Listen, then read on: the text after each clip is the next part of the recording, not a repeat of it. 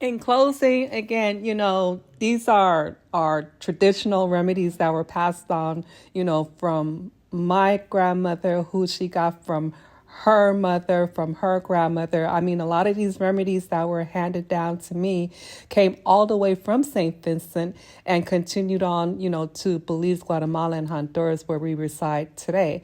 So these are long and trusted remedies which we've used. Again, growing up in the village when we didn't have access to all the medical care, these were the things that kept us alive and kept us healthy back then.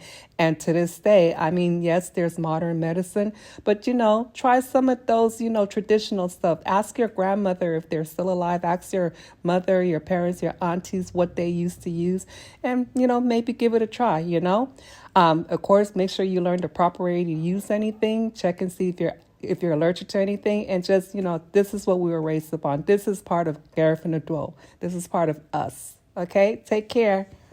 Yes, and in closing too, I would like to add the fact that many of the modern medications that we use today have or are based on traditional medicine or plants out there. So just keep that in mind. Thank you so much. Thank you, Mamaga. Ayo. Ayo. Subscribe, like, and share. Suscríbete, dale like y comparte. Donate to this project by scanning this code from Cash App. Also, if you don't have Cash App, we take PayPal. We also have a learning tool called the Garifuna Language Workbook, which is available on Amazon. Look it up under Garifuna Language Workbook.